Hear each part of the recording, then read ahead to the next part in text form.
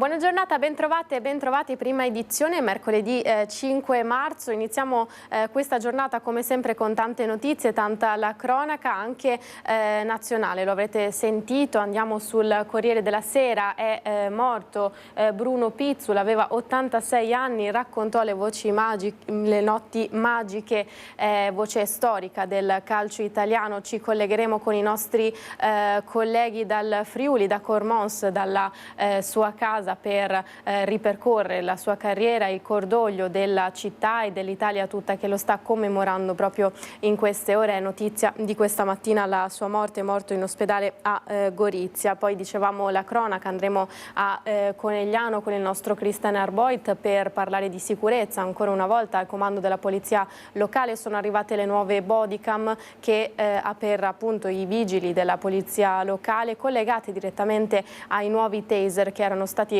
annunciati proprio qualche mese fa. Il loro arrivo e la loro messa in funzione ovviamente in dotazione delle pattuglie dei vigili della polizia locale. Intanto la cronaca dal Bellunese, ci spostiamo a Limana perché c'è stato un grave incidente negli scorsi giorni. Una nonna, una 58enne, stava portando sul passeggino il proprio nipote, stava passeggiando con la figlia quando è stata gravemente urtata e investita da un'auto. Ora è ricoverata in modo grave, collegata al telefono c'è per noi la nostra Tiziana Bolognani.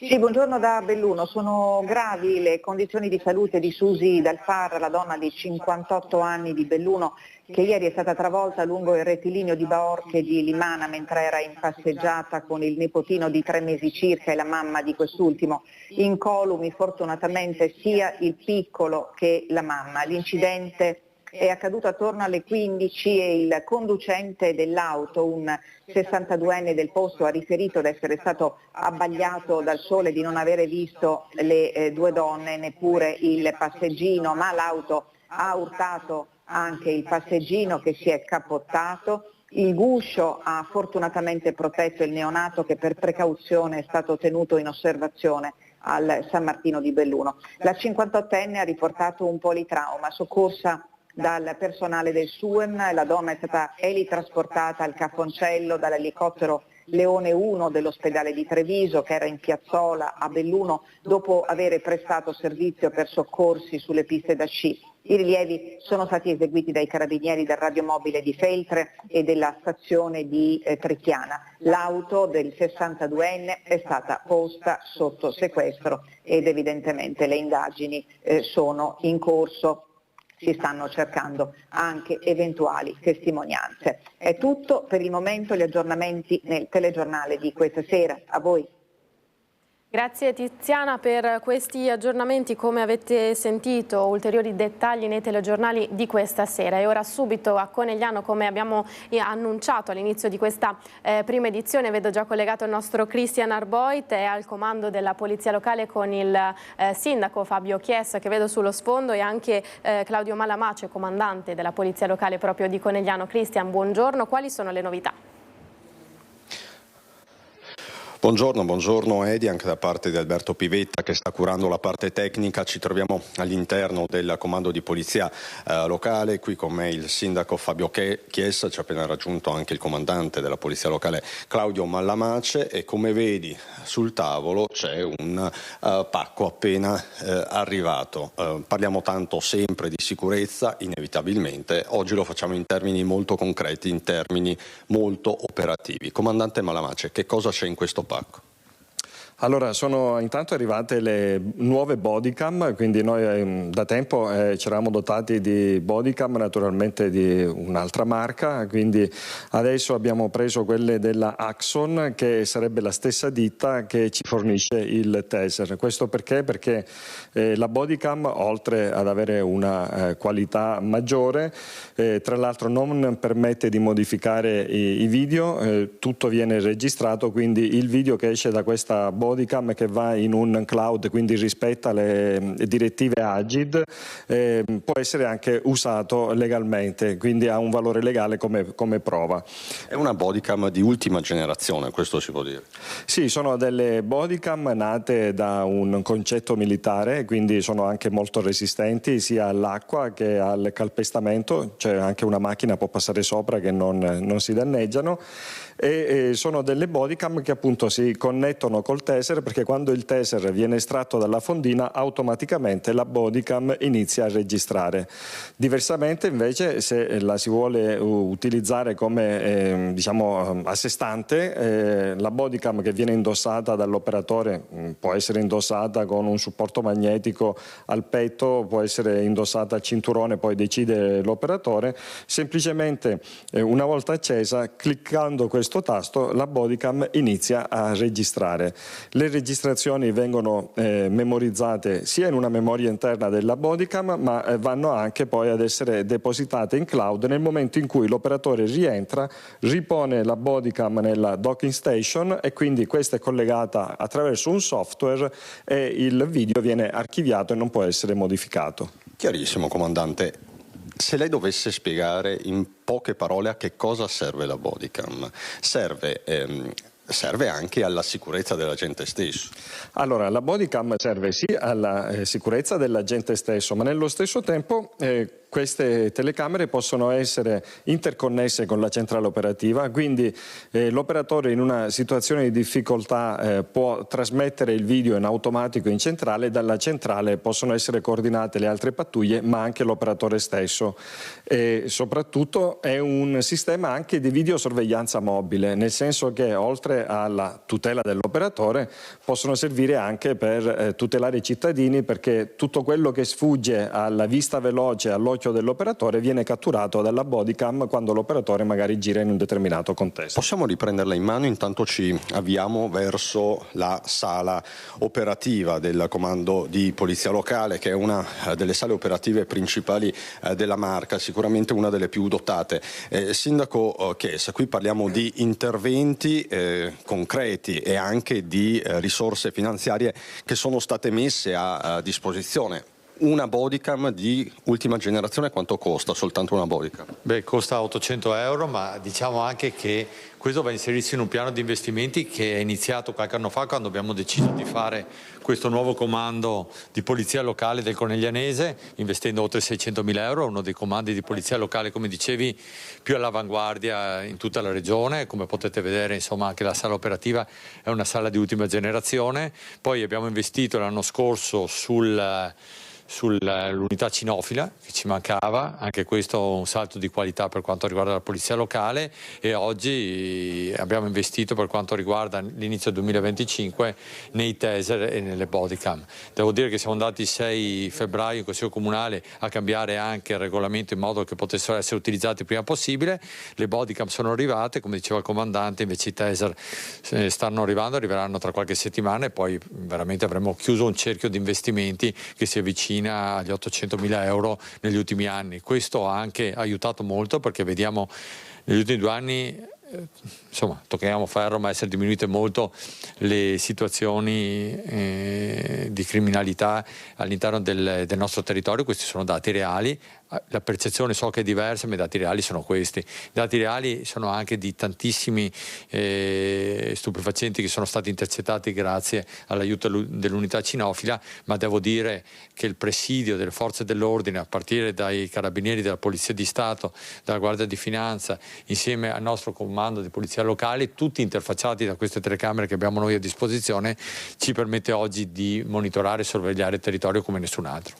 Senta, comandante Malamace, questa bodycam trasmetterà in diretta le immagini proprio su questi video.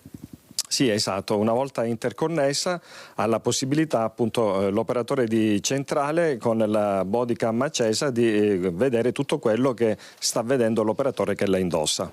Quindi quando arriverà il taser, diciamo, il servizio sarà completo, i dispositivi saranno al 100%. Sì, i dispositivi, diciamo, ci sono, manca soltanto la fase finale che è quella della configurazione con la centrale operativa, quindi una semplice configurazione software.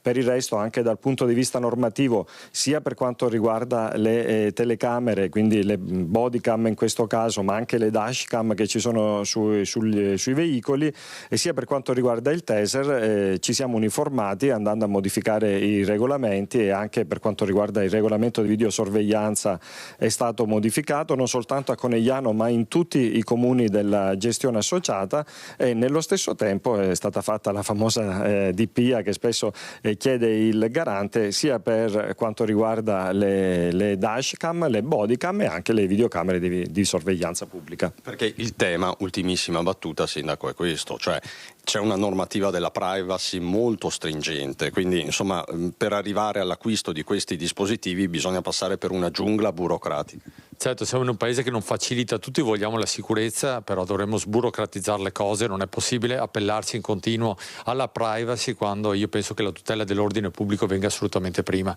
Da questo punto di vista invitiamo sempre chi oggi è a Roma a legiferare in modo che si renda più facile agli enti locali poter investire. Già è difficile trovare le risorse, se dopo ci troviamo anche nella giungla burocratica che dicevi prima, ci troviamo veramente in difficoltà. Comunque ringrazio i comandanti, i dirigenti perché hanno fatto un ottimo lavoro a tempi di record. Conegliano, ripeto, oggi è punto di riferimento per tutta la regione. Grazie Sindaco Fabio Chies, grazie al comandante Claudio Malamace dalla sala operativa del Corpo di Polizia Locale della Coneglianese. Tutto con Alberto Pivetta e ti restituisco la linea. Grazie Cristian, grazie ovviamente anche ai tuoi ospiti per tutte queste novità, e rimaniamo a Conegliano per raccontare quanto accaduto e quanto scoperto poi dalla Questura. La Polizia di Stato ha individuato i responsabili di alcune scritte antisemite comparse nei muri di alcuni edifici storici. Pensate, a ridosso del Natale del 2023. Sentiamo. Svastiche e croci celtiche scritte antisemite. I simboli disegnati con spray nero la notte del 16 dicembre 2023 su alcuni edifici storici di Conegliano hanno ora dei responsabili. Denunciati dalla polizia 2 giovani cugini di 25 e 28 anni. I fatti dopo la chiusura del villaggio di Natale. I due avevano deturpato i muri del condominio shopping center, della galleria di Palazzo Cavour e una colonna del porticato di Palazzo Minucci. Lunghe le indagini condotte dai poliziotti del commissariato di Conegliano, iniziate dal setaccio delle telecamere di videosorveglianza. Nei video i giovani travisati non risultavano riconoscibili. Dai sospetti poi sono iniziati i monitoraggi dei profili social, riuscendo a individuare i 2 giovani tramite dei video da loro diffusi. Scattate le perquisizioni, a casa di 2 ventenni sono stati trovati gli stessi indumenti utilizzati durante gli imbrattamenti. Ai giovani è stato contestato il reato di imbrattamento con l'aggravante della finalità di odio etnico e razziale, nonché il reato contro la tutela del patrimonio culturale e paesaggistico introdotto dal governo nel 2022 dopo le contestazioni di Ultima Generazione. Nei casi più gravi il reato prevede una reclusione fino a 5 anni.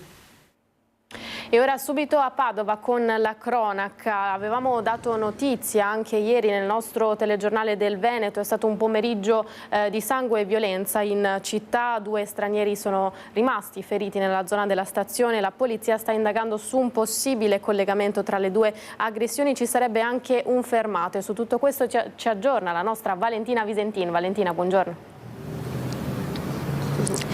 Sì, buongiorno da Padova. Quello che insomma ieri sera era ancora un po' a tratti confuso, adesso è stato abbastanza delineato. Cosa è accaduto ieri a Padova? 2 accoltellamenti in 2 luoghi vicino alla stazione e 2 stranieri feriti. La polizia ora sta indagando su un possibile collegamento. Tutto è cominciato intorno alle 2 quando i poliziotti, che sono impegnati nei quotidiani controlli della stazione, che ormai come ben sappiamo è la zona rossa, quella controllata quotidianamente H24 dalle forze dell'ordine. I poliziotti sono intervenuti in piazza dei Gasperi e qui hanno trovato un 21enne pakistano ferito alla nuca. Si sono subito messi sulle tracce del suo aggressore, che è stato anche individuato più tardi. Si tratta di un 25enne italo-tunisino, è lui il primo fermato di questo pomeriggio di violenza. e il ragazzo aveva anche delle dosi di droga in tasca e quindi è fermato non solo per le lesioni ma anche per la detenzione ai fini di spaccio. Nella colluttazione, perché ovviamente non è stato un fermo facile, anche un poliziotto è rimasto ferito, ma poi la polizia è intervenuta anche qui dove ci troviamo noi adesso, ai piedi del cavalcavia Borgomagno, perché alla fermata del tram alle nostre spalle è stato ritrovato, è stato dato per la seconda volta l'allarme e qui i poliziotti hanno ritrovato un altro straniero ferito, un 27enne tunisino che aveva dei vistosi tagli al braccio. Manca all'appello l'arma, la lama, che è stata utilizzata in entrambi i casi, ma la polizia non esclude che ci possa essere un collegamento. Dunque il bilancio finale parla di 2 ragazzi stranieri feriti e anche un poliziotto. Qui con me c'è Carlo Forner, che è presidente della consulta di quartiere 2 Nord dell'Arcella, perché vogliamo anche capire un po' come vivono i residenti quanto è accaduto ieri pomeriggio. Sicuramente è un episodio che mina un po' il lavoro che sta facendo anche la consulta e il comune per cercare di trasmettere una sensazione di pace all'interno delle varie comunità che esistono e insistono. Qui è una zona dove un 30%, 35% sono extracomunitari che praticano religioni diverse e anche come consulta stiamo cercando di ragionare su far dialogare queste etnie e queste sensibilità diverse. Quindi abbiamo già tutto un programma per quanto riguarda questo tipo di azione sociale nel tessuto vivo di questa bella Arcella. Sicuramente questi sono episodi che fanno un po' scalpore, perché chiaramente queste sono liti per zona di spaccio che naturalmente purtroppo in tutte le città capitano, e anche qui, nonostante appunto il controllo della polizia, riescono ancora ad esistere e non è facile, quindi non è facile eliminare questo problema. Casomai si sposta nelle varie zone, si cerca di dar fastidio più possibile, però è una realtà che ormai penso che con cui bisogna convivere o trovare delle soluzioni diverse, che soprattutto è anche la richiesta che abbiamo visto anche che vengono da tutta la provincia a Padova a comprare, perché forse qui costa meno, dicono che c'è un costo più basso e c'è meno visibilità che quindi nei paesi limitrofi arrivano, quindi abbiamo anche questo consumo che non è solo di Padova, ma e quindi qui c'è un po' ognuno difende il proprio orticello, ecco. Però voglio comunque rassicurare che le zone sono sotto controllo, infatti la polizia è intervenuta subito, c'è il sociale che si sta mettendo il suo per cercare di portare una vivibilità e una conoscenza, che perché questi episodi a volte possono allontanare, allontanare queste persone diverse, e invece bisogna unirle e vivere insieme, come è successo recentemente a Ponte Vigo d'Astra, dove la comunità islamica e la comunità cristiana hanno raccolto fondi e vestiario e quant'altro per accogliere chi arriva che non ha nulla, e questo è uno dei tanti episodi che noi vorremmo continuare a fare, perché solo così c'è si va a una pace e una tranquillità anche per i residenti. Grazie mille a Carlo Forner. Noi vi lasciamo con la testimonianza del titolare del fast food che vedete alle mie spalle, che è stato ieri tra i primi a dare l'allarme e avvertire la polizia del secondo accoltellamento avvenuto qui in zona stazione. La linea poi può tornare allo studio. Davanti al suo fast food, proprio alla fermata del tram di Via Aspetti, ai piedi del cavalcavia Borgomagno, le chiazze di sangue. È qui che si è accasciato il secondo ferito del pomeriggio di violenza a Padova, vicino alla stazione. A raccontare la scena avvenuta tra i passanti Ali Mohammad, titolare del fast food bengalese che da oltre 20 anni gestisce il locale. I ragazzi sono venuti qua e già feriti, e dopo si è fermati qua, si sgocciolava il sangue, perdeva il sangue, è tutto qua. Ma quanti erano? Erano 4-5 persone. Quindi non hai visto l'accoltellamento? No, guarda, qua non hanno litigato di niente.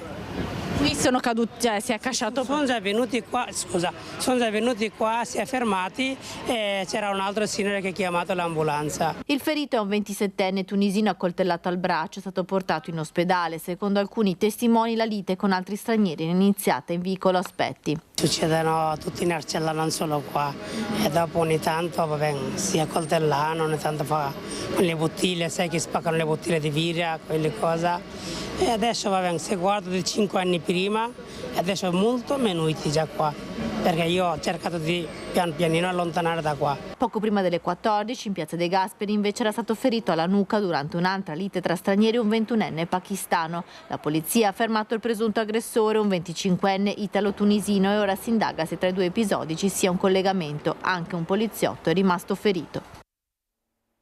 Da Padova al Val Brenta, dove c'è per noi la nostra Chiara Gaiani, un allenamento dei Vigili del Fuoco sul Brenta, ma potrebbe essere l'ultima volta. Chiara ci spiega il perché. Buongiorno. Sì, buongiorno Edi, buongiorno ai telespettatori. Nelle immagini di Andrea Benetti state vedendo il briefing dei Vigili del Fuoco che tra un po' si sposteranno in un altro punto. Hanno finito la prima parte del loro allenamento. Ringrazio Ivan Pontarollo, che è delegato regionale della Federazione Italiana Rafting. Dicevi, allenamento di Vigili del Fuoco che sono arrivati, pensate, dalla Sicilia per formare i nuovi soccorritori fluviali. La portata del fiume però è bassa e rischia di diventare ancora più bassa se entrerà in azione la centralina a circa 1 chilometro a monte rispetto al punto in cui ci troviamo adesso, che ha già un'autorizzazione regionale. Il problema è davvero molto serio, anche perché i Vigili del Fuoco nel loro obiettivo, nel loro intento è quello di far diventare questo punto un centro di formazione nazionale addirittura. Sì, il fiume lo consente, è una palestra ideale non solo per i Vigili del Fuoco che da 25 anni già si allenano qui e formano tutto il loro personale del salvamento fluviale. E il tema anche ambientale, perché come vedete, nonostante la portata sia diminuita del 50% in questi 60 anni, la tendenza è quella ancora a diminuire, tanto è vero che come oggi e i giorni scorsi abbiamo qui la nazionale sia di discesa che di slalom hanno dovuto spostare gli allenamenti perché non c'è acqua. Dunque abbiamo già 6 centrali idroelettriche qui, ne vogliamo fare un'altra su un unico tratto dove in questi 60 anni si è creato anche delle attività, ma non solo attività economiche, attività commerciali, ma anche attività sportive. Il CONI regionale ha detto qui nella vostra emittente che abbiamo vinto 3 medaglie d'oro per la nazione e una di bronzo alle Olimpiadi, non medaglie campionati regionali. Abbiamo delle società che fanno inclusione e fanno le attività col Comitato Italiano Paralimpico e vincono anche titoli italiani.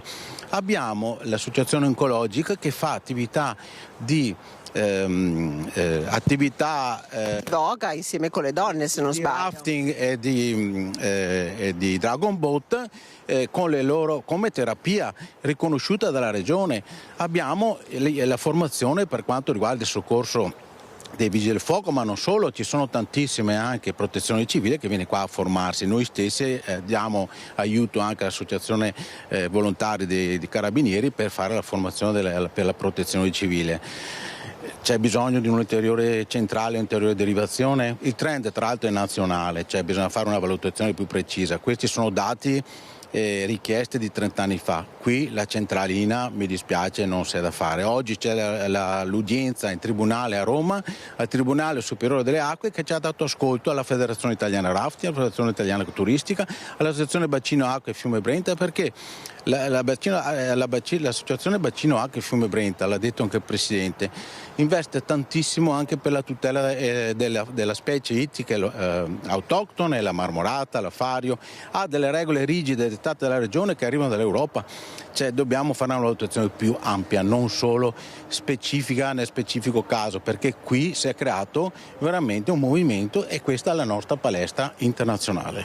Ecco, allora veramente sentite come sono accorate le parole di Ivan Pontarollo, che ovviamente è anche un innamorato di questa, che insomma davvero è una palestra naturale molto bella. E visto che questo è anche un luogo dove arrivano moltissimi atleti ad allenarsi, ma anche moltissimi turisti, io le farei un'altra un'altra domanda. Abbiamo visto l'alluvione di metà ottobre che ha interessato quest'area, ha colpito anche il museo vicino alle Grotte di Oliero. La stagione si sta per riaprire, siete pronti? Siamo prontissimi da buoni valigiani, deve capire che noi viviamo in un territorio dove ci cadono i sassi in testa e dove l'acqua ci arriva in casa.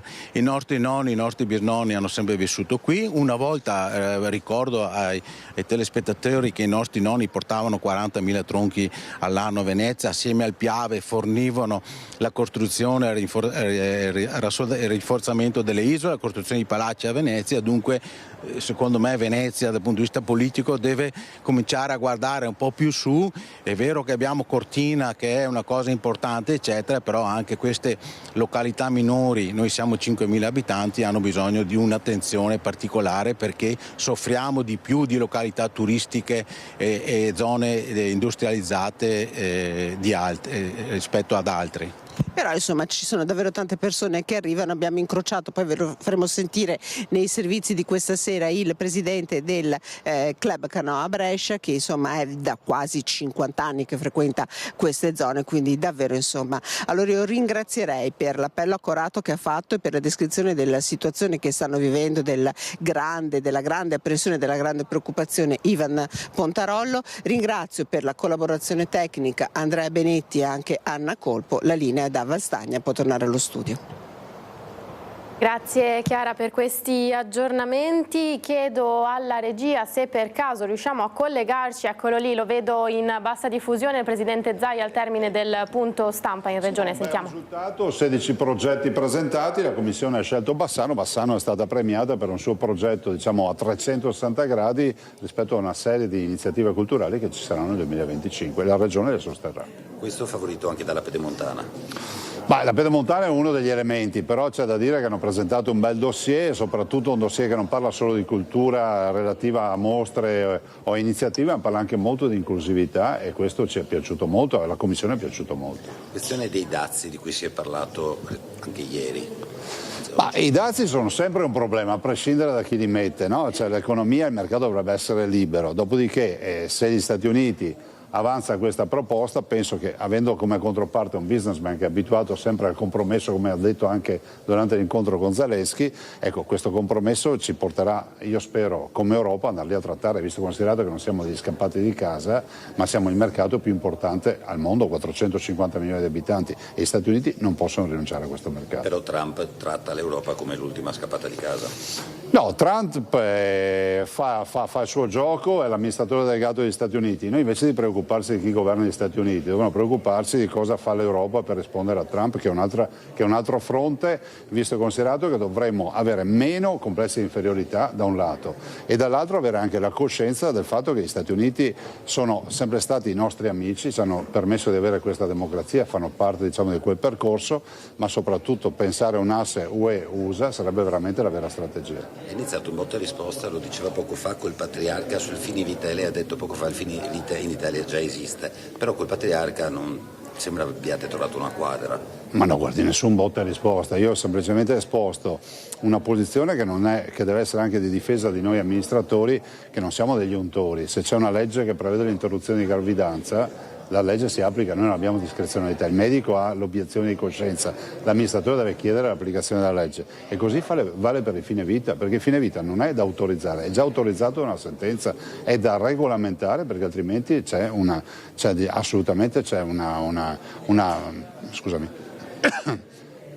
assolutamente rischiamo veramente il far west, perché ognuno interpreta le norme come vuole. Il rapporto Unione Europea, Stati Uniti d'America, quanto? Ma più indietro lo potevi mettere. Quanto Giorgia Meloni può essere efficace? Ma io penso efficacissima per un semplice motivo, sta facendo bene le relazioni internazionali e la politica estera, dall'altro che è anche una politica commerciale come relazione. Dall'altro io penso che sia efficace pensare che nel G7 degli unici paesi europei, l'Italia è quella che comunque non è andata a occuparsi delle elezioni americane facendo campagna per uno o per l'altro, e questo ci permette di essere oggi i pontieri con gli Stati Uniti. Ovviamente l'Europa deve rimanere unita, perché se si va in ordine sparso noi comunque lo paghiamo caro questo conto. Se riusciamo a dar vita all'asse UE-USA non ce n'è più per nessuno, non c'è partita. E dopo la lite con Zelensky deve cambiare un po' l'atteggiamento dell'Europa oppure resta? Ma guardi, io ho visto la conferenza stampa, intanto non è stata un'imboscata perché è seguita a un incontro privato. Dopo ho visto tutta la conferenza stampa che ho voluto anche pubblicare con una traduzione in intelligenza artificiale in italiano, ma anche con i sottotitoli per la versione in inglese. Ho visto due leader che si sono confrontati, si sono fatti un sacco di complimenti all'inizio, hanno parlato, Trump ha detto a Zelensky che voi siete stati coraggiosi, fai i miei complimenti ai tuoi generali, ai tuoi soldati eccetera. Ho visto un Trump che ha parlato anche della necessità di fare compromessi, ha detto io nella vita ho vissuto sempre ad affari e il compromesso è la base di ogni accordo. Ho visto un dialogo nel quale si è parlato di 2000 morti a settimana tra i soldati e della necessità di arrivare subito a un armistizio. Giustamente Zelensky ha sottolineato che per 25 volte l'armistizio non è stato rispettato da parte di Putin, ma Trump ha anche risposto io faccio da garante. Io penso che alle vite umane bisogna rispondere, alla perdita di vite umane si debba rispondere con ovviamente l'armistizio, per poi avviare un processo di pace. Quindi è un tema di diplomazia. Il riarmo dell'Europa, che valutazione dà? Lo chiede un obiettore di coscienza. Io penso che le guerre hanno un inizio e una fine, sono 60 focolai di guerra nel mondo e tra i più importanti l'Ucraina e il Medio Oriente. L'inizio e la fine, la durata tra l'inizio e la fine è direttamente proporzionale all'azione della diplomazia. Deve scendere in campo la diplomazia, dobbiamo arrivare a un armistizio, non possiamo pensare che con armamenti, con riarmi e altro si possano chiudere le guerre, perché poi alla fine le guerre si chiudono tutte con un armistizio, facciamo in modo che arrivi velocemente. Questo insomma il punto del Presidente Zaia, avremo modo di ritornarci anche durante le nostre edizioni della sera. Riprendiamo subito la linea per spostarci con il nostro Omar Costantini a Cormons in provincia di Gorizia. Omar, ti vedo collegato, il motivo ormai l'abbiamo capito, l'addio a Bruno Pizzul, la voce del calcio che ha accompagnato tantissime partite, insomma le notti magiche degli anni 90. Omar, buongiorno. Sì, buongiorno, grazie per la linea. Siamo con il sindaco Roberto Felcaro che proprio è, come si dice, con i tempi stretti. Allora, signor sindaco, chiaramente i funerali importanti si celebreranno in Duomo a Cormons venerdì alle 14:30. La salma sarà esposta a partire dalle 10. Bruno Pizzul è morto nella notte all'ospedale di Gorizia, dove si trovava ricoverato da alcuni giorni. Chiaramente, signor sindaco, Cormons è pronta per rendere omaggio al suo cittadino più illustre, no? Sì, assolutamente. Oggi siamo tutti quanti naturalmente tristi per questo fatto.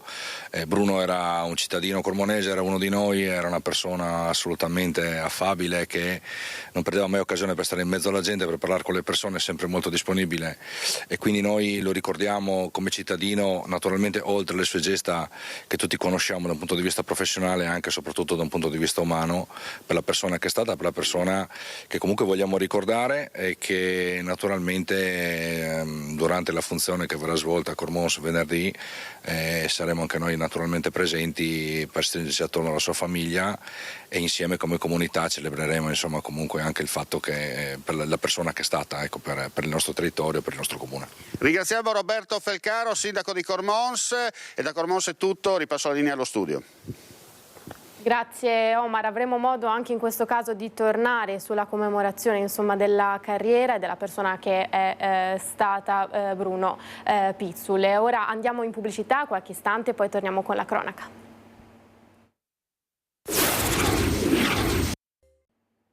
Tornati in diretta, prima edizione mercoledì 5 marzo, uno sguardo ai quotidiani online. Andiamo sull'ansa.it, lo saprete, l'avrete sentito anche voi, il congresso in quella che è stata la nostra notte, in questa che è stata appunto la nostra notte, la sera tarda in America, il congresso di Trump, l'American Dream sta tornando, ha detto, questo è solo l'inizio. Abbiamo fatto in 43 giorni più di quanto è stato mai fatto in 4-5 8 anni di mandati presidenziali. I democratici interrompono il presidente USA, vengono espulsi dall'aula, insomma l'avrete sentito anche per quanto riguarda con le tensioni tra il presidente Trump e il presidente dell'Ucraina Zelensky, una lettera dal presidente Zelensky di sostanzialmente scuse, ha ritrattato insomma quanto è stato detto nell'ufficio ovale della Casa Bianca, Trump e Vance, effetti su poi l'economia non solo mondiale ma anche l'economia locale che si vedono. Infatti ci spostiamo sul Corriere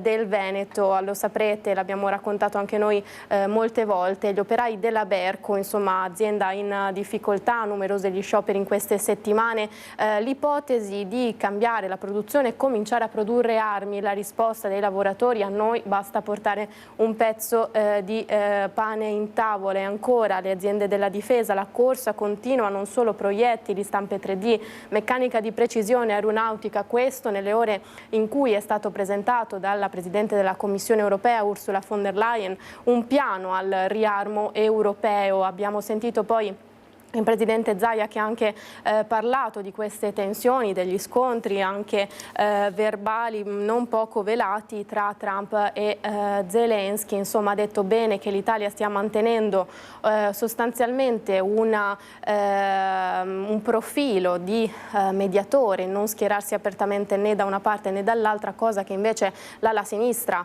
del Parlamento rivendica con forza e assolutamente non è d'accordo con l'operato del governo Meloni in questo senso. E come appunto stiamo vedendo in questi giorni la questione ucraina e America è appunto ancora a livelli di tensione altissimi, e vedremo in queste giornate cosa succederà. Intanto abbiamo visto anche dai quotidiani locali, oltre ai dazi, abbiamo appunto visto come anche l'economia locale potrà cambiare in virtù di questi, in virtù delle decisioni che verranno prese da Europa e Stati Uniti. Noi torniamo invece alla cronaca assolutamente locale, siamo a Montebelluna perché i carabinieri stanno indagando senza sosta per far luce sul grave episodio di bullismo avvenuto in una scuola dove una ragazza anoressica è stata invitata ad ammazzarsi tramite un messaggio mail nella piattaforma didattica dell'istituto. Lei stessa ha sporto denuncia, al setaccio ora i profili social, la condanna del sindaco che apre le proprie porte alla 19enne.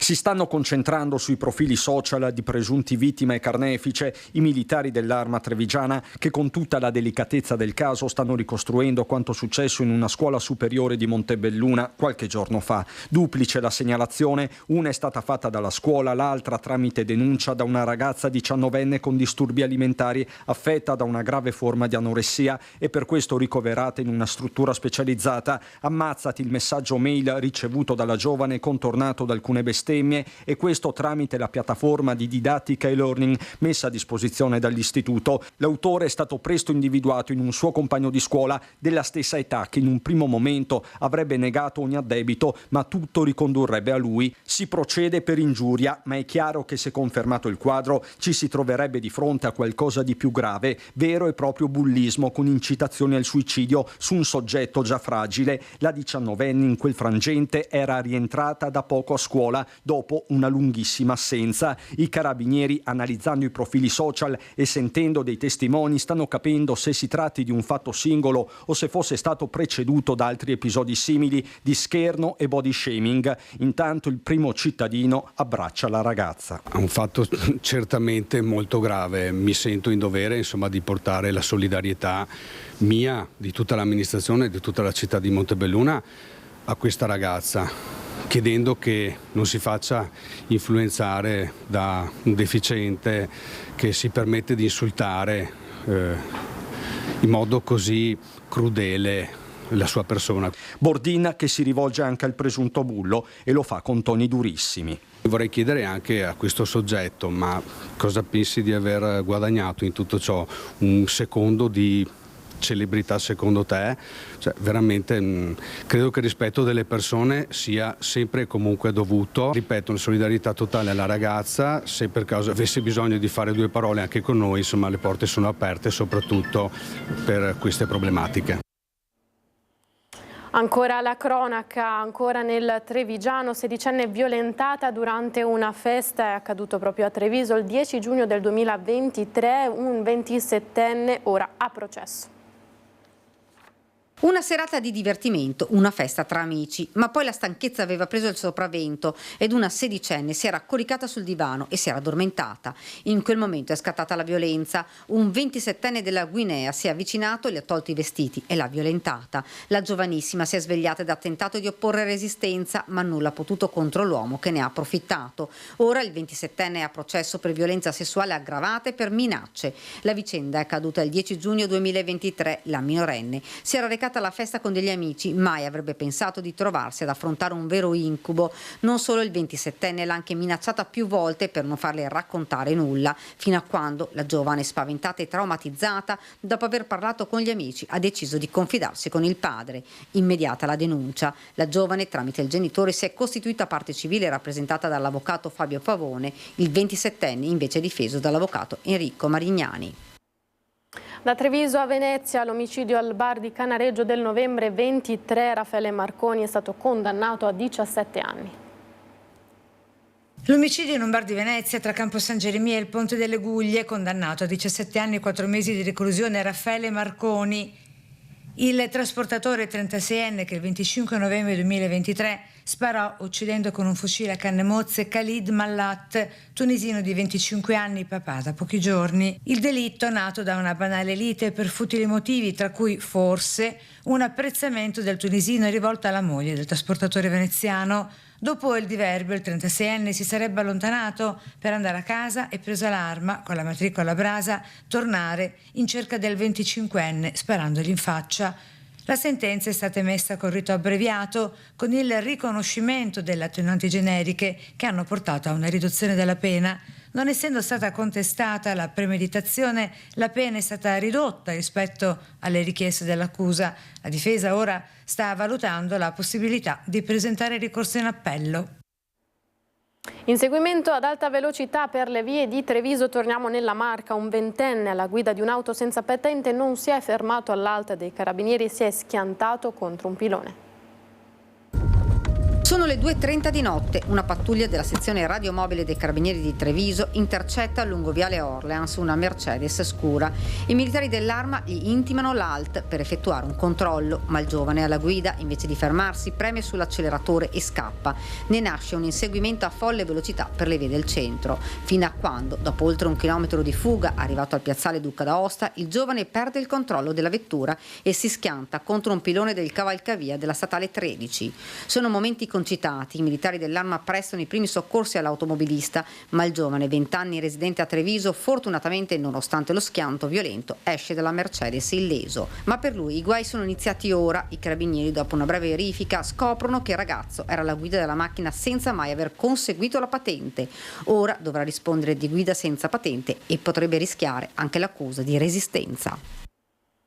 E intanto rimane in carcere il 58enne arrestato dopo aver dato fuoco alla porta della casa della sua ex compagna a Vedelago. L'uomo lo scorso sabato ha cosparso di benzina all'ingresso dell'abitazione e poi ha acceso le fiamme che sono divampate in poco tempo. Immediato l'intervento dei vigili del fuoco che hanno domato il rogo. All'interno c'erano anche i 3 gattini della donna che sono stati salvati dai pompieri. Sul posto i carabinieri di Vedelago e del nucleo radiomobile della compagnia di Castelfranco Veneto che hanno fermato poco distante dall'abitazione l'uomo con ancora in mano la tanica di benzina. Questa mattina, alla convalida dell'arresto, il giudice ha disposto che rimanga in carcere. L'uomo avrebbe ammesso le sue responsabilità. E ora andiamo a Castelfranco Veneto. Ieri, il giorno dell'addio al piccolo Leonardo Cucurullo, morto a 2 anni a causa di una rara forma di meningoencefalite, vestito da geco nella sua piccola bara bianca. Resterai per sempre il nostro supereroe, il messaggio di mamma e papà. Ti abbiamo portato a vedere il carnevale, le giostre, i costumi, i carri. Lo volevi tanto e lo avevamo promesso. Qui fuori è tutto pieno di supereroi come te e c'è una bellissima atmosfera di festa e di divertimento. Sei bellissimo con il tuo costume da geco, con la tua coda, la maschera e i super muscoli. Vestito da geco nella piccola bara bianca, i fiori azzurri e gli sticker come fosse un gioco da fare tutti assieme. È calato il gelo su Castelfranco, dove anche il carnevale si è fermato nel momento dell'addio, quel carnevale a cui il piccolo Leonardo Cuccurullo, 2 anni appena, non vedeva l'ora di partecipare con mamma Anna, papà Omar e la sorellina più piccola Beatrice. Nella chiesa di Santa Maria della Pieve l'ultimo saluto al piccolo, morto a causa di una meningoencefalite da pneumococco, una rara forma di infezione che non gli ha lasciato scampo nonostante i tentativi disperati degli operatori sanitari, prima a Castelfranco, poi a Padova. Sono i genitori ad affidare il loro strazio al parroco e a condividerlo. Era impossibile non amarti, eri il sole delle nostre giornate e per quanto dure, una tua parola bastava a migliorarle. Mamma, giochi con me? Balliamo? Facciamo una corsa e mi dici imbroglione? Papà, ti nascondi? È al limite dell'incredibile pensare che nemmeno una settimana fa giocavi sul tappetone con la mamma. Un giorno così vicino ma oggi così tremendamente lontano. Siamo ancora in attesa di svegliarci da quest'incubo. Presente il sindaco Stefano Marcon, l'abbraccio di zii e amici è avvolgente. E non ti preoccupare, alla tua mamma, al tuo papà e alla tua sorellina ci penseremo noi. Non li lasceremo mai soli e daremo loro tutta la forza che riusciremo a trovare. Sarai quello che i tuoi genitori sono per noi,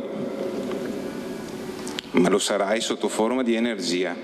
Sarai come le onde del mare, energia che incessantemente si muoverà dentro di loro e dentro di noi. Tutti dobbiamo vivere da supereroi, il messaggio, anche quando già sopravvivere sembra un'impresa.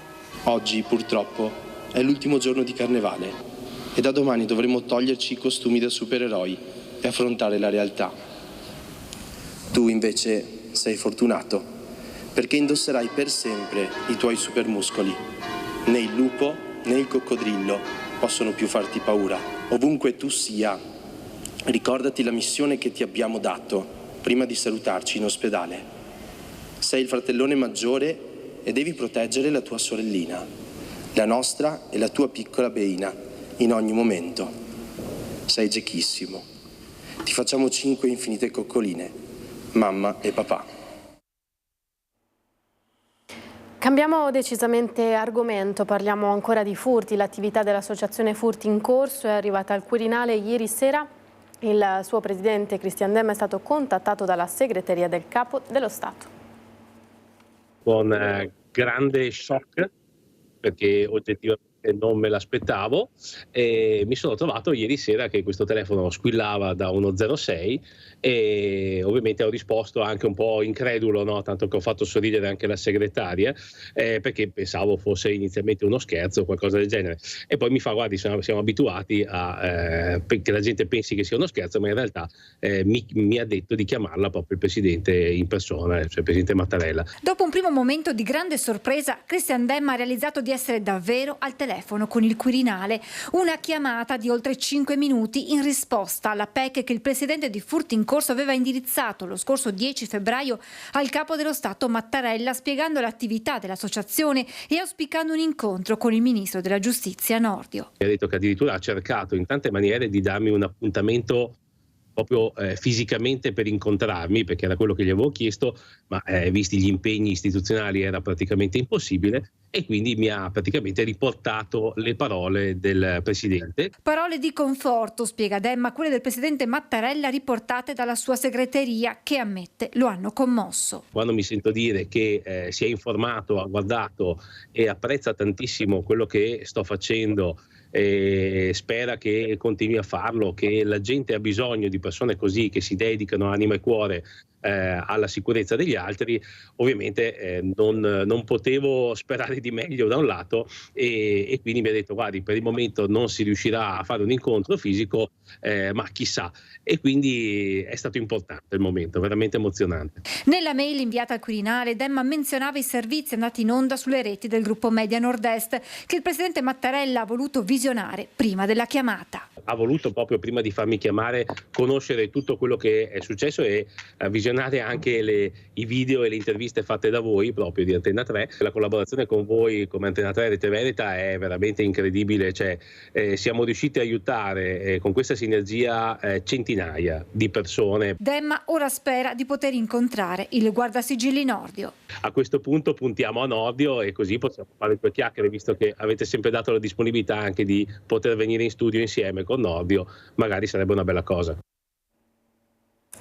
Ancora a Treviso, ieri mattina il sindaco Mario Conte e l'assessora al sociale Gloria Tessarolo hanno incontrato il presidente di Nova Facility, Gian Lorenzo Marinese, per la gestione dell'emergenza freddo dopo che 12 senza dimora avevano manifestato davanti a Cassugana insieme alle associazioni che si occupano di loro.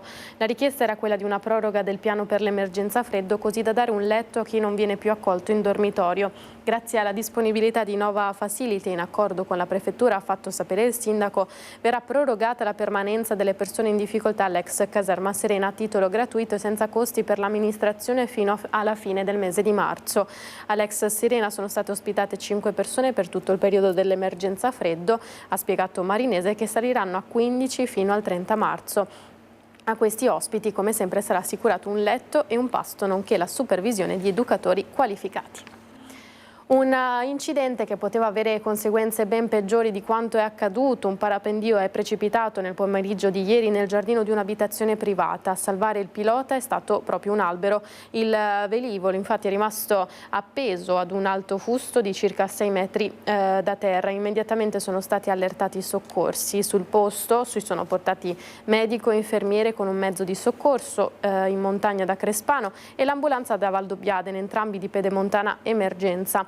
Non solo, era decollato anche l'elisoccorso da Treviso, rientrato alla base una volta accertate le buone condizioni del pilota del parapendio, che fortunatamente non ha riportato poi lesioni. Ci spostiamo da Treviso, andiamo a Vicenza. La ripresa economica del centro storico stenta a decollare. Numerosi sono i nodi strutturali che vanno risolti secondo i commercianti, che hanno presentato la lista delle priorità al comune. Tra quelli più urgenti il problema dei parcheggi. Per noi il nostro Daniele Garbini. Il problema parcheggio in città è in cima alla lista delle richieste dei commercianti che chiedono all'amministrazione comunale che vengano implementati soprattutto quelli in centro, perché le abitudini sono difficili anche da sradicare. Comunque c'è una grande richiesta per poter frequentare e vivere il centro, non solo per il commercio ma anche per le attività culturali e soprattutto per il turismo. Anche i park satellite sono un'opportunità, una modalità anche diversa di frequentare, poter raggiungere con una navetta il centro storico. Ma non bastano e i commercianti chiedono il raddoppio del Park Fogazzaro. So che ci sono dei progetti, ma sono progetti che sono a lungo termine. Noi abbiamo bisogno anche di progetti a brevissimo termine, cioè praticamente per ieri. Soluzioni possono essercene, potrebbe essere un ampliamento ad esempio del Park Fogazzaro, con tempi però non biblici ma tempi immediati. Vicenza ha bisogno di sistemare i parcheggi, l'ex macello non so quanti anni sia, 20-25 anni che devono sistemarlo e si spera che lo facciano il prima possibile per liberare la piazza Matteotti. E speriamo che ingrandiscono gli altri parcheggi. Il problema del centro è che c'è poca gente, è fondamentale anche un discorso di parcheggio. È successo a me ad esempio, uscito da una cena per venire in centro a vedere le luminarie e non riuscivamo a trovare un posto macchina anche se erano le 10:30 di sera. Cioè, non capisco perché non si riesce a fare un parcheggio multipiano in certe zone che può essere Fogazzaro. C'è un progetto per il Fogazzaro di un multipiano, anche approvato. Cosa aspettano a farlo? Fatti i parcheggi si risolvono un terzo dei problemi che ha il centro storico. Bisogna dare vita alla città è spenta, è ferma. Cioè, io insisto sempre che il Park Fogazzaro andrebbe raddoppiato e il Park Santa Corona raddoppiato. Se poi ricaveremo qualcosa dal macello, finalmente dopo tanti anni, ben vengano altri posti parcheggio anche lì. Non demonizzerei l'automobile, ecco, perché se dopo tu mi chiudi il centro come area protetta e a 100 metri migliaia e migliaia di macchine, non mi va bene, o mi chiudi tutto o se no, ecco, facciamoli venire. Ovviamente anche a me piacerebbe che venissero tutti in bicicletta, ma non è possibile, per cui non demonizziamo le automobili, un po' più di parcheggi meglio. E rimaniamo a Vicenza, parliamo di sicurezza. Ancora Campomarzo assediato dal degrado e dallo spaccio di droga. Continuano le azioni di prevenzione e repressione delle forze dell'ordine. Campomarzo, obiettivo sempre sotto assedio per quanto riguarda il degrado e la criminalità legata allo spaccio e al consumo di stupefacenti in città. Quasi 12.000 le dosi sequestrate lo scorso anno tra marijuana, cocaina, eroina e hashish. 13 gli arresti di spacciatori in flagranza nel corso del 200 controlli antidroga. Controlli che continuano anche quest'anno, su segnalazione anche di autorità e cittadini. Oltre 850 le mail e 1110 le PEC arrivate nel 2024. Solo la scorsa settimana gli agenti hanno arrestato 2 pusher di medio livello che avevano appena acquistato 32 dosi di cocaina ed eroina destinata ad essere rivenduta fuori Vicenza. Ieri si è conclusa l'ultima operazione. Il NOS insieme alla squadra antidegrado continua incessantemente i controlli nell'area verde di Campomarzo e in tutta la zona del quadrilatero, che sappiamo essere la zona calda e anche quella più segnalata da parte di residenti e commercianti. Quindi i controlli sono quotidiani. Nell'ultima operazione in particolare, una delle tante che abbiamo fatto ultimamente, è stato notato un soggetto originario del Sierra Leone che praticamente è stato avvicinato da un'altra persona e tra i due è venuto uno scambio sospetto. Un soggetto già conosciuto dalle forze dell'ordine, a suo carico già 3 informative pendevano dall'inizio dell'anno. Per gli agenti una frustrazione veder messi in libertà soggetti recidivi. Sì, è vero che vanno fuori, però la nostra unità, facendo riferimento anche al nostro, il nucleo operativo speciale, li segue sempre in città, li siamo costantemente addosso, li teniamo sotto controllo con le telecamere che abbiamo al distaccamento di Campomarzo e al minimo passo falso noi siamo sempre pronti a intervenire. Il personale in borghese ha fermato prima l'acquirente che ha consegnato della sostanza stupefacente del tipo marijuana appena acquistata e poi l'altro personale del nostro in borghese insieme alla pattuglia antidegrado ha fermato anche il pusher. Dalla perquisizione anche il pusher aveva della sostanza stupefacente e quindi è stato portato presso il distaccamento dove è stato sottoposto a fotosegnalamento e poi denunciato all'autorità giudiziaria per i 2 reati, quello di spaccio e detenzione ai fini di spaccio. E su questo abbiamo sentito anche cosa ne pensano i cittadini. Io vorrei proprio che tornassimo come c'era una volta, gente elegante che andava su e giù per Viale Roma, poi bar e così via. No, alle 7:30, 8 noi ultra settantenni dobbiamo essere a letto per questi. C'è qualcuno che deve mettere posto qua. Comunque, se lei allarga la telecamera di qua, ne vede 3-4, io dovrei sedermi e non posso nemmeno sedermi perché dentro c'è un ubriaco e fuori uno che è già fatto da 3 giorni. Sera non vado fuori. No, vero, perché qua in questa zona sono tanti questi che vendono droga.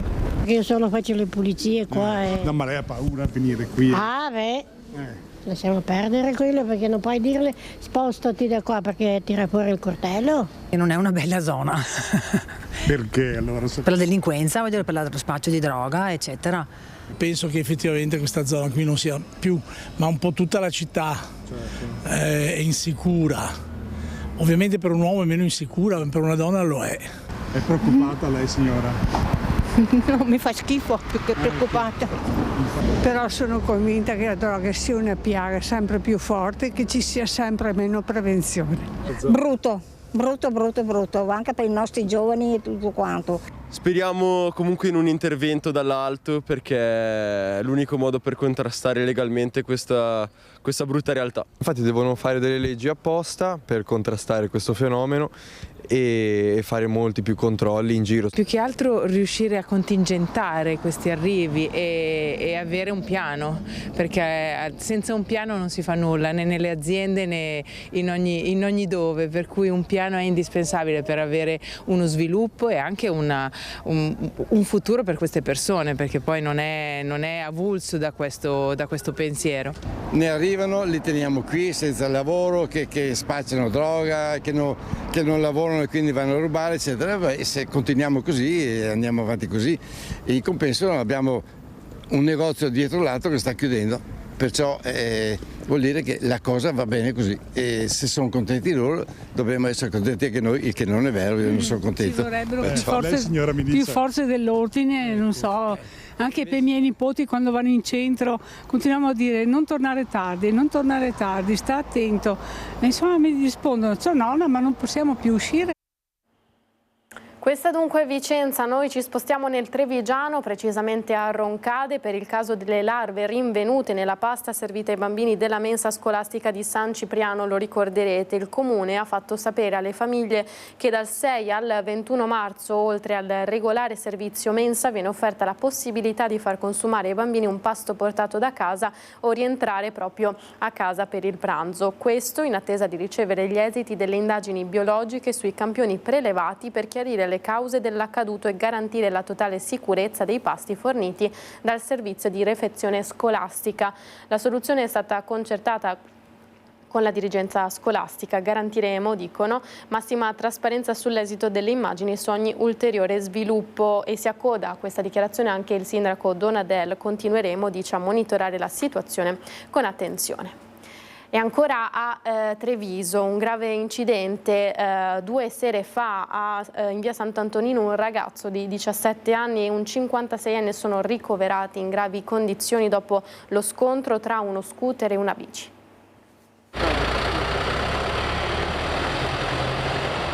La polizia locale di Treviso in mattinata è tornata in via Sant'Antonino di fronte alla scuola primaria Carrer per effettuare ulteriori rilievi dopo quelli della serata in seguito al grave incidente accaduto intorno alle 20:30. La dinamica del sinistro infatti è ancora tutta da ricostruire con esattezza, da qui la necessità degli agenti di eseguire ulteriori accertamenti sul posto.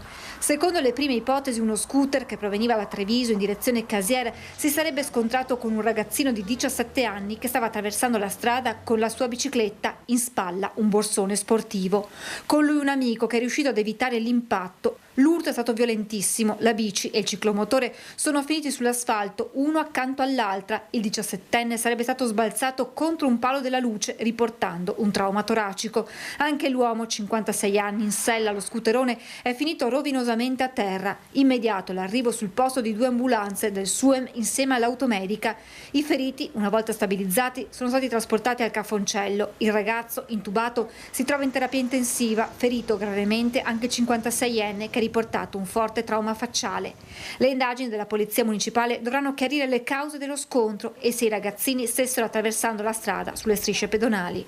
Un incidente che ripropone tra i residenti il tema della sicurezza di questo tratto di via Sant'Antonino. Bisogna stare sempre attenti. Abbiamo chiesto anche oggi, che abbiamo scritto una mail come tante altre volte perché vengano messi dei dossi in questa strada perché corrono veramente tanto forte.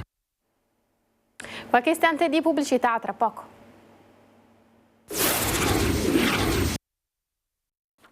Eccoci tornati in diretta, prima edizione, mercoledì 5 marzo. Mi hanno raggiunto in studio, saluto e ringrazio Antonio Cagnin, presidente emerito del Coro Voci del Sile, buongiorno. Buongiorno a lei. E Raffaella Pupo, direttrice proprio del Coro. Buongiorno. Questo perché? Perché quest'anno questo coro festeggerà un importante traguardo, i 45 anni. Lei, presidente emerito, insomma, da quanto tempo ha seguito questo coro? Io sono entrato nel 1981. E quindi quanti anni sono? E quindi sono 44 anni. Proprio dagli esordi? Dagli esordi, praticamente un anno dopo. E sono entrato in consiglio nell'82 subito. Ascolti, e come coro che tradizioni portate avanti? Perché siete fortemente, come Coro Voci del Sile, legati alla tradizione e al territorio.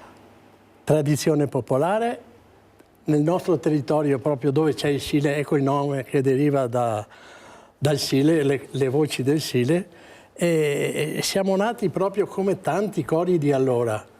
L'amicizia fra le persone, fra i ragazzi di allora.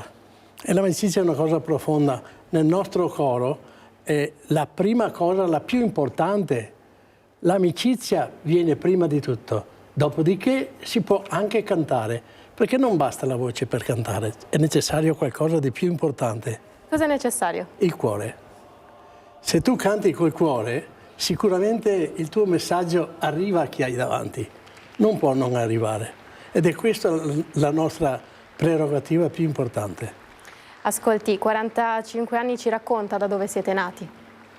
Noi siamo nati, come le ho detto, da un gruppo di amici che andavano... Proprio dal luogo, dal territorio. Quinto di Treviso, il territorio di Quinto, dove c'è la chiesa, andavano in chiesa, cantavano le lodi del Signore, dopodiché hanno detto ma perché non cominciamo a fare qualcosa di più, fra virgolette, interessante?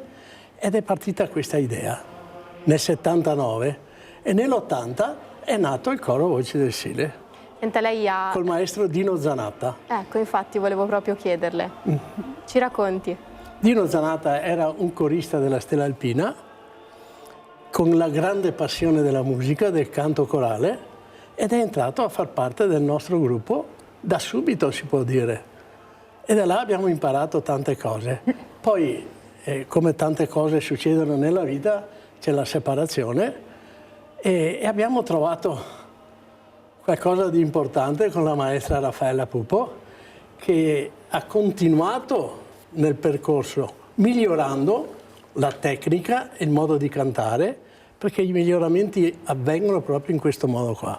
C'è stato un momento critico, però, come le ho detto prima, l'amicizia che c'è all'interno di questo gruppo ha fatto sì che l'abbiamo superato.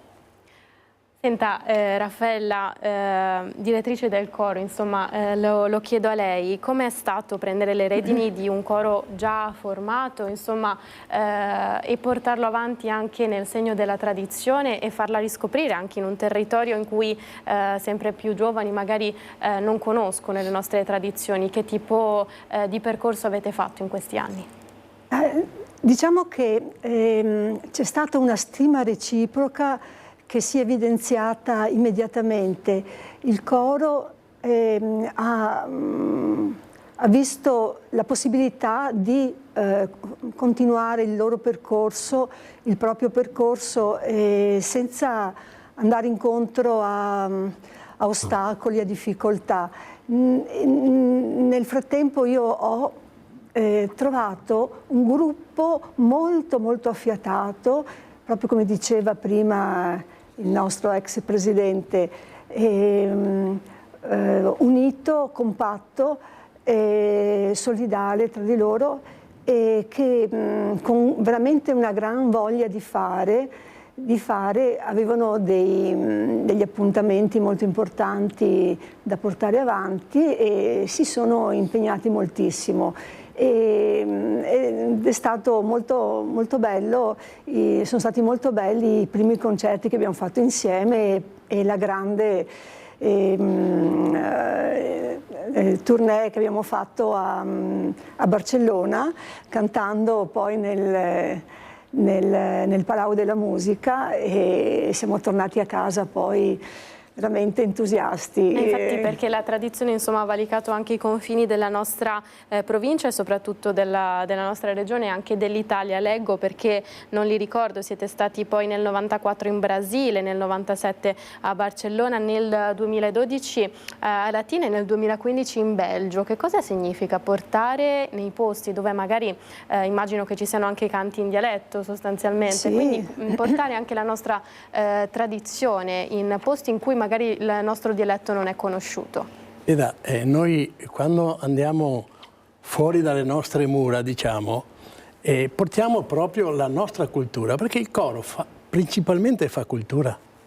Certo. Attraverso l'amicizia che noi abbiamo portiamo la cultura come deve essere vissuta, non solo nel nostro territorio. Quando siamo stati in Brasile, per esempio, la gente quando ci sentiva cantare in dialetto, perché loro sanno solo il dialetto, cosa vuole? Si piangeva, noi e anche loro. Perché? Perché questa è la storia. Loro sono emigrati 70-100 anni fa. Perché appunto avete cantato quindi davanti agli emigrati? Certo, abbiamo cantato proprio così. C'era la televisione che ci seguiva durante il giorno, si facevano 2 concerti al giorno. Sono cose che lasciano il segno dentro di noi, sicuramente. Sì. E questo speriamo che rimanga anche a chi ci ascolta. Certo. Qual è la canzone per lei più rappresentativa di questi viaggi all'estero? Veda, sul Sulla nostra brochure di sabato è scritto qual è la nostra. Amici miei, si parte con quella, perché chi c'è davanti? Amico, amici. Certo. È questa che si parte. E poi, visto che sto parlando di sabato 8 marzo. Sì, infatti adesso bravo, perché mi ha anticipato, lanciamo un importante appuntamento. L'8 marzo noi cantiamo la nostra storia, eccola qua, la nostra vuole farlo storia. Vedere alla telecamera. La nostra storia, che è il nostro canto, il nostro modo di vivere, di aver vissuto questi 45 anni. Abbiamo due cose all'occhiello. Abbiamo che la presentatrice della serata, Francesca Amadio, che è stata con noi per 25 anni. Era una bambina che ha incominciato a presentare il coro Voci del Sile. Poi abbiamo un'altra cosa molto importante, 2 ex coristi, ragazzi di allora, che oggi sono 2 musicisti. Pertanto anche questo fa parte della nostra cultura. Certo. I ragazzi che vengono a cantare possono avere queste passioni che vengono da cosa vengono? Dall'amicizia che c'è dentro il coro. Io faccio una domanda alla direttrice, insomma, sono persone che magari non hanno avuto un'esperienza musicale didattica, diciamo, che magari non hanno studiato il canto. Come si fa ad amalgamare le voci in un suono così armonioso? Il canto è qualcosa di istintivo, no? È anche matura anche con l'esercizio, con la memoria, l'esercizio anche della memoria. Quindi si può parlare anche di cantare all'orecchio senza conoscere le note, ma i nostri coristi hanno imparato anche lentamente a leggere anche la musica. Questo aiuta a velocizzare. Comunque, esercitando la memoria, la cosa straordinaria è che il canto, tutto quello che si impara, rimane fisso nella mente e nel momento in cui si canta senza leggere lo spartito, si ha la possibilità di amalgamare bene le voci e essere in completa sintonia con il direttore, con me e anche tra di loro. Quindi si deve creare un corpo unico sostanzialmente, che si muove allo stesso ritmo e respira allo stesso momento. Certo, tutto concentrato. Ascolti, so che Antonio Cagnin voleva fare dei ringraziamenti in questo senso, perché stiamo per presentare invece, lei è presidente emerito, stiamo per presentare invece il nuovo presidente. Certo, allora io volevo prima di tutto ringraziare il nostro vice maestro Remigio Biral, che ci aiuta in un modo splendido. Poi il nostro viaggio, incominciato nel 1980, è stato appoggiato innanzitutto dal Comune di Quinto di Treviso, da sempre. Poi la Proloco è al nostro fianco, anche la Proloco da sempre.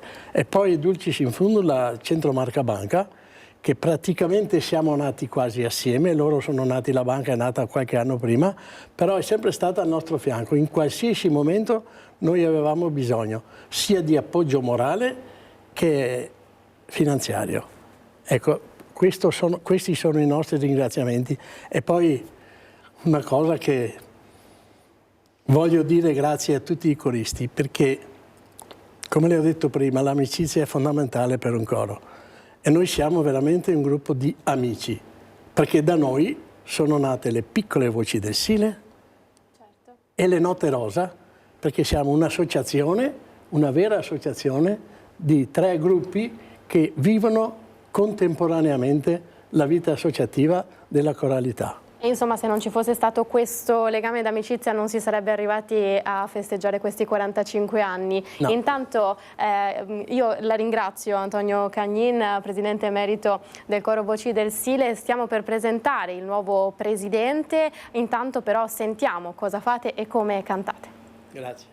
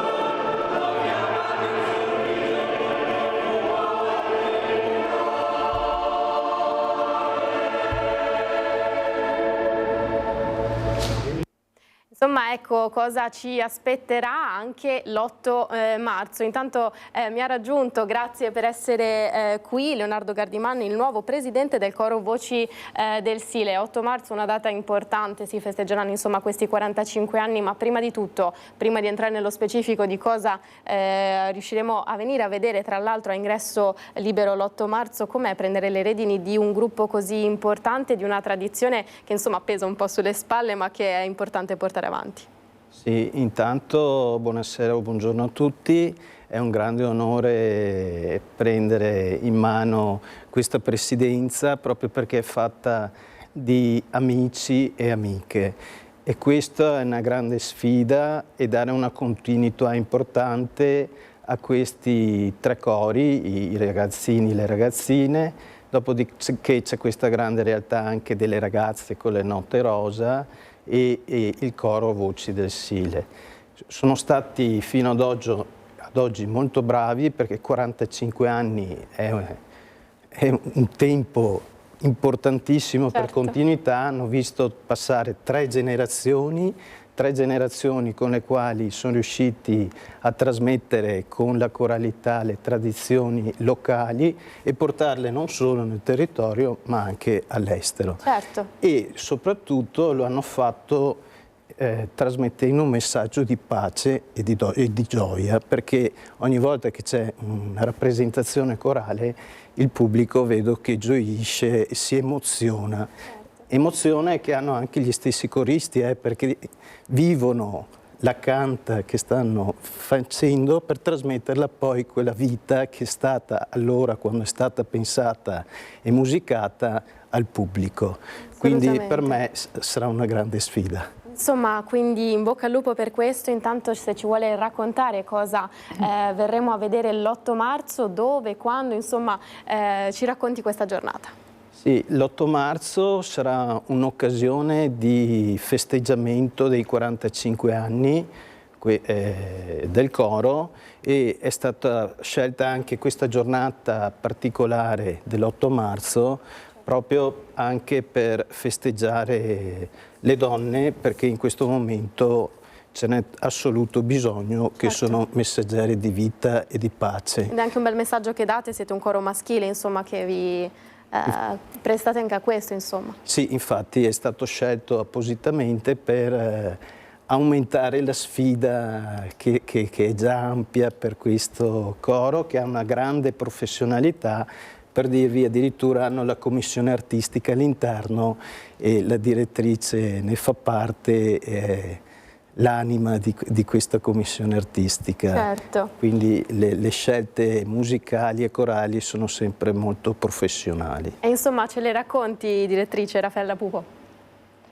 Che canzoni andremo ad ascoltare sabato? Andremo ad ascoltare canzoni popolari armonizzate da grandi autori, ma anche canzoni d'autore di ispirazione popolare e che riguardano anche la montagna, che riguardano canzoni degli alpini, ma come ripeto, canzoni d'autore, quindi come Beppi De Marzi, come Marco Maiero, grandi armonizzatori come Malatesta.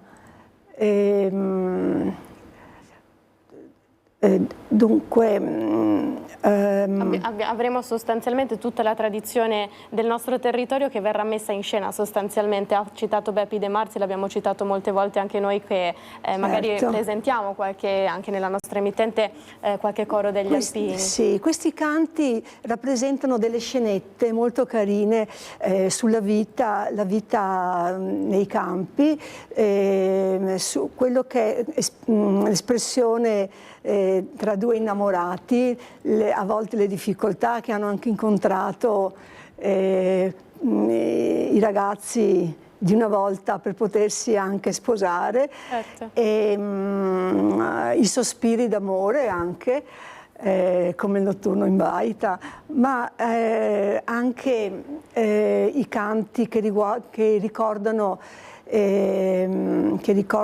la guerra e questo grande desiderio della pace. Che è sempre attuale, insomma, abbiamo visto e ne stiamo dando conto anche noi, insomma, certo. anche con le recenti notizie. Un altro argomento è la favola, per esempio, la favola narrata appunto dalle voci, quindi anche il gioco delle voci. E poi la montagna, la grande regina. Ecco, del nostro territorio. E allora, insomma, appuntamento, lo ricordiamo, Presidente, quando e dove? L'8 marzo a Quinto di Treviso, presso la palestra comunale alle 20:30, e vi aspettiamo numerosi, perché il coro Voci del Sile saprà emozionarvi sicuramente e vi farà passare una piacevole serata.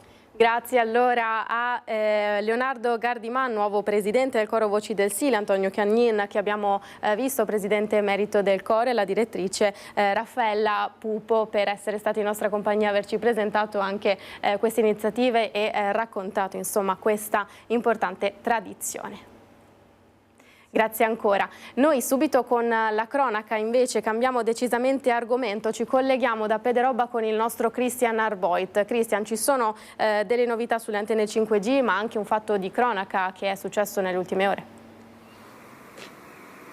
Sì, partirei proprio da questo, Edi. Grazie per la linea. Svastiche che sono comparse nottetempo qui a Covolo di Pederobba.